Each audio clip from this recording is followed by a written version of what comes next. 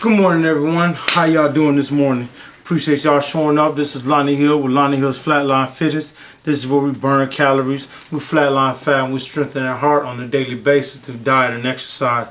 And we also learn nutritional facts so that we can live a long and strong, healthy lifestyle.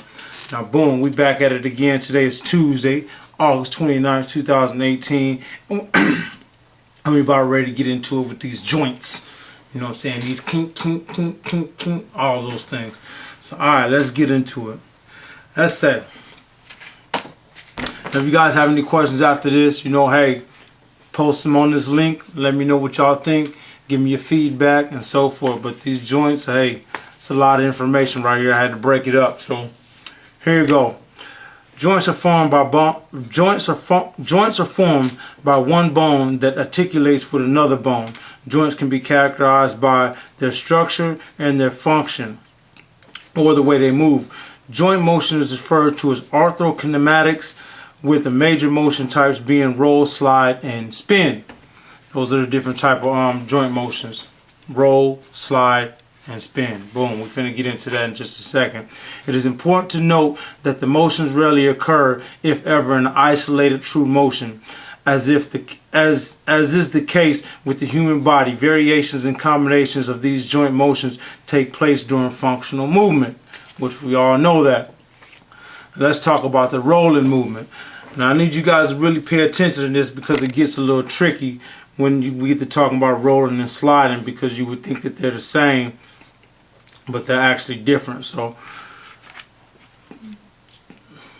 very little difference, but there is a difference. Alright, so in the rolling movement, one joint rolls across the surface of another, much like a tire of a bicycle rolling on the street. Example of the roll in the body is the femoral condyles moving or rolling over the tibial condyles during a squat. For example, you got your, okay, boom, here we go.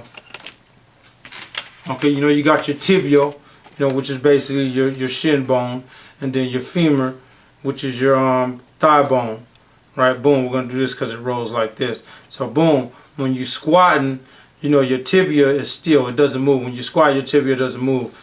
Your thigh bone does. So boom, when you're squatting, that bone is rolling over the tibia, just like that. Boom, here we go. Right here, boom. So it's rolling. Boom, just like that. So that's the rolling movement of that joint. So let's get into the sliding movement. Now pay attention, because it's almost the same, but it's a little different.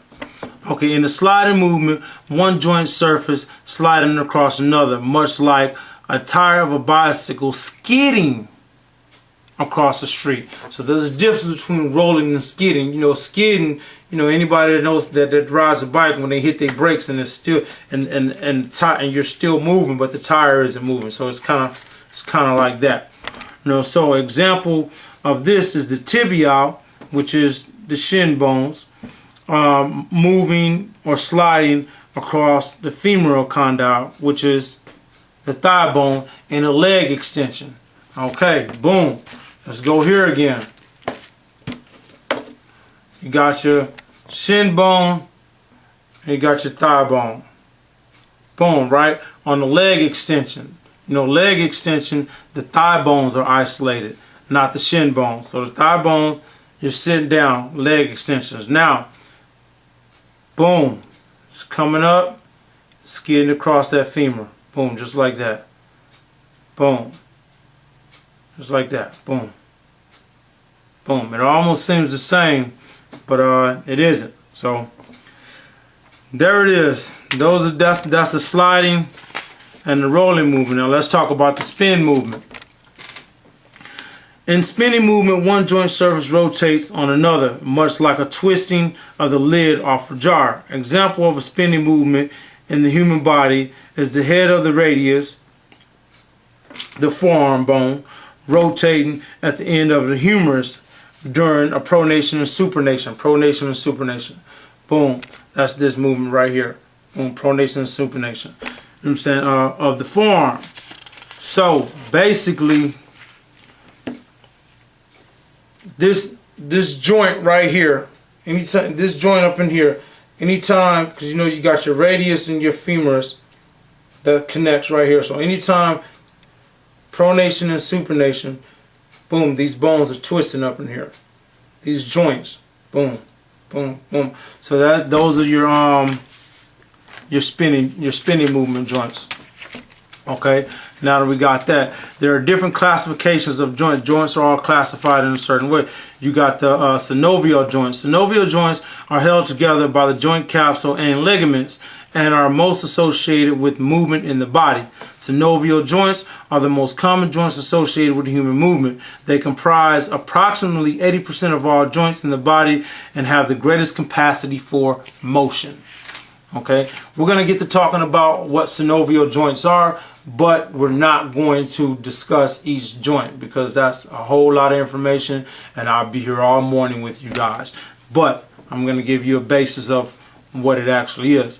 So synovial joints all have synovial capsules surrounding their entire joint and synovial membrane, the inner layer of the capsule, and the hyaline cartilage. Yeah, I think I said that right. Which pads the end of the articulating bones. Synovial joints also produce synovial fluids, which resembles egg whites and works much like engine oil. It is secreted within the surface to reduce excessive wear and to nourish the cartilage cells that line the joints. So we all know that you have cartilage and things like that. Well, not things like that, but cartilage in between the joints that help them connect. So, synovial. There are several types of synovial joints in the body. They include gliding, condyloid, hinge, saddle, pivot, and ball and socket joints. You guys can look that up. Like I said, that's a lot of information. I actually have all the information, but I was thinking like, look, I'm going to be here all morning with these guys, so we're going to go ahead and just, kind of sum it up like that. But those are the different synovial joints. Okay, now we have non-synovial joints, which isn't too much, to talk about. So non-synovial joints are named as such because they have no joint cavity, fibrous connective tissue, or cartilage in the uniting structure. These joints exhibit little to no movement. So, that pretty much explains why it's not much to talk about, but let's give a couple of examples. Examples of these joint types are seen in the structures of the skull, the distal joint, the tibia and fibula, symphysis, pubis, which is the pubic bones. So those are your non-synovial joints. So basically, matter of fact, I got something for you. Boom. Okay. Let's talk about the non-synovial joint. This is the skull. This right here, see where the arrow is pointing to? Those are joints.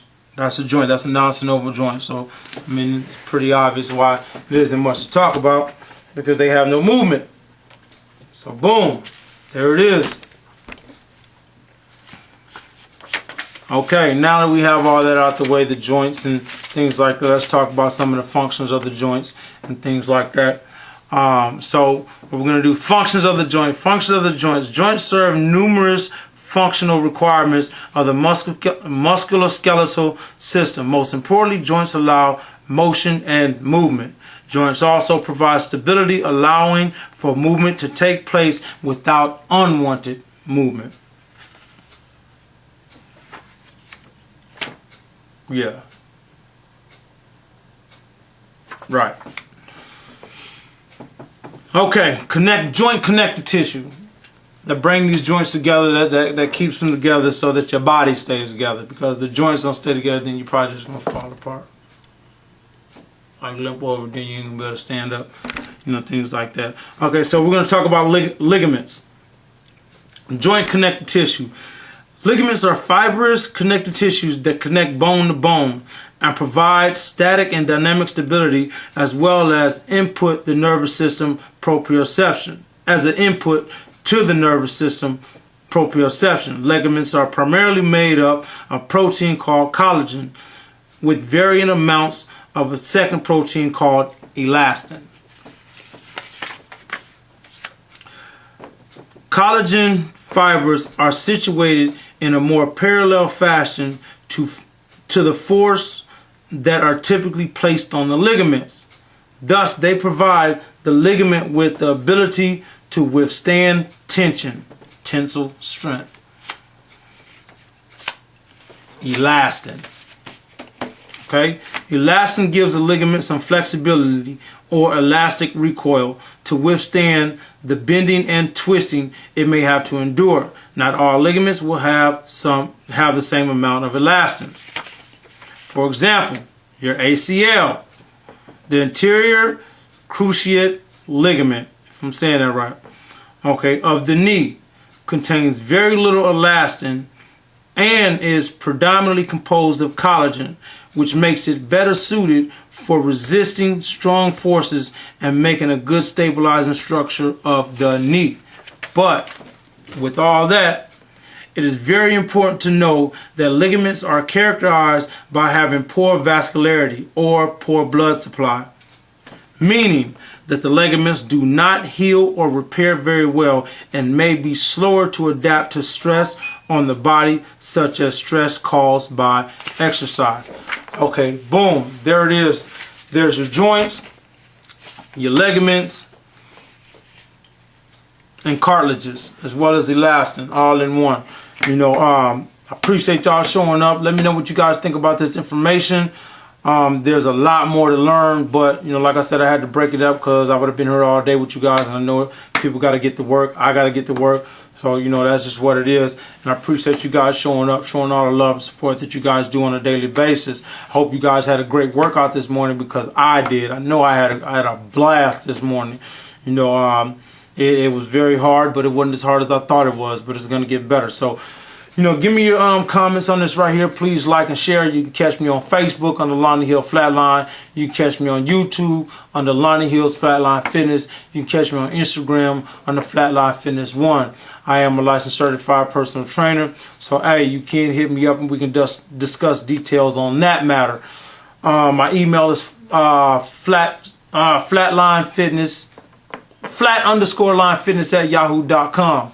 Boom, there it is. Remember, like I tell you guys, always keep God first in everything that you do. Family second, follow your dreams. Don't stop, compromise for anyone when it comes to your dreams and your goals, because at the end of the day, they are your dreams, they are your goals, and it is up to you to do what it takes to make them happen. So take care, God bless, and I'll see you guys this evening. Boom, please like and share this. Give me your thoughts and opinions at the bottom of it. You know, let me know what you think. If you learned anything, if the information is correct, if you're someone who studies the anatomy and have some information that I didn't provide, or I may have found some information that wasn't correct. I don't think I did, because I do pretty well on the research. But hey, we all learning, so that's what it's about. Take care, God bless, and I'll see you guys later.